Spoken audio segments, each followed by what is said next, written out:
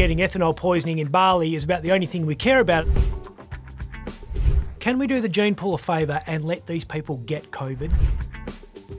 Will it spark a debt contagion and lead to more collapses?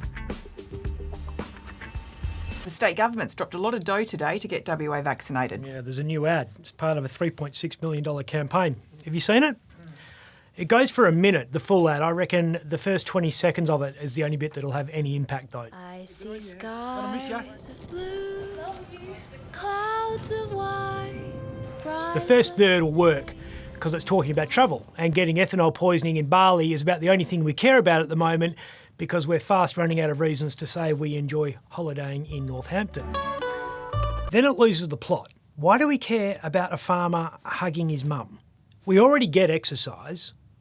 We're already going to the footy. There's a pretty big game coming up on Saturday, and there's going to be a concert at halftime at that game. Why does this wedding look like it's in 1973? And then there's a bunch of shots of old people and it ends with a woman on a ride at the Royal Show, which is already happening. I know it's happening because I saw Mark McGowan talk about it when he was surrounded by cocks. He played it on the big screen at Optus today. Of course he did. I told you he'd use the stadium for every photo opportunity he possibly could. What in that ad is going to convince an anti-vaxxer to get their shot? If you're the kind of person who's of a mind to go head-to-head with riot police, like what's happening in Melbourne, is the prospect of a farmer's family reunion really going to shift the dial for you? Have a look at these lunatics. Bill Shorten has called them a network of man-baby Nazis. He's not wrong. A reporter was tackled and drenched in piss, and then someone chucked a bottle at his head. Can we do the gene pool a favour and let these people get COVID? This is the level of resistance to vaccination we need to be aware of, and this ad isn't going to cut it. The trouble is, what would work? I guarantee you I will get more people vaccinated by giving away $3.6 million worth of Bunnings vouchers than by making them watch this ad. You noticed the iron ore prices today? We're all freaking out because it's plummeted to a mere $100 a tonne. Let's put the iron ore price in perspective. This is what it's done in Aussie dollar terms over the past 10 years. If I had told you back here that iron ore would be under $40 a tonne within 4 years, you would never have believed me. If I'd asked you here whether you'd be happy with $100 a tonne, you would have said hell yes.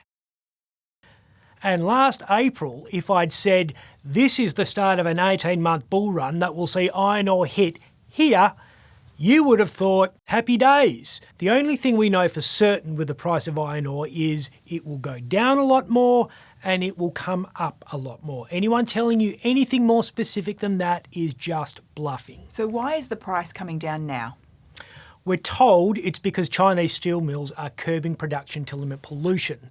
But the iron ore price is a very murky thing. Up until 2008, they negotiated the price through what they called bilateral negotiations between buyers and sellers, which is just a fancy way of describing what you and I do when we sell something through Gumtree.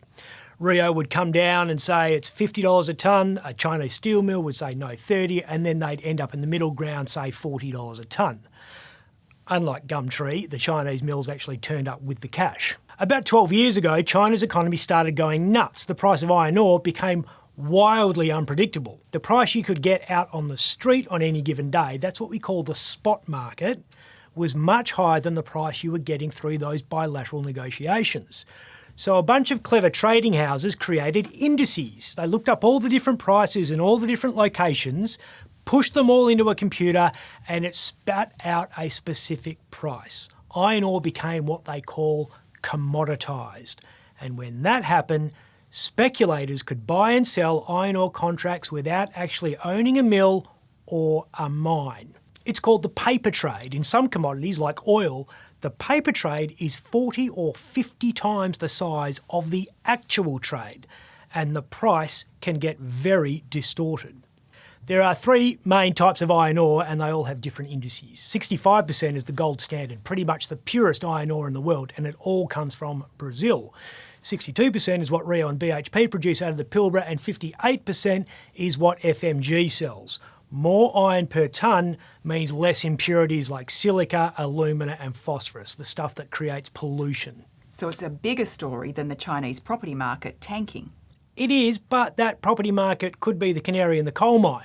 A Chinese property developer called Evergrande has just collapsed. Some people are wondering if this is Beijing's Lehman Brothers moment. Will it spark a debt contagion and lead to more collapses, which is what happened in America during the GFC? Evergrande is China's equivalent of Nigel Satterley. Buys up state-owned land and whacks up subdivisions as far as the eye can see, just like Nigel. The company's just gone under, owing $350 billion US, which is almost as much as Nigel spends on Hill of Grace each year. Do you think Evergrande will trigger more problems? Nobody knows. It could be very bad.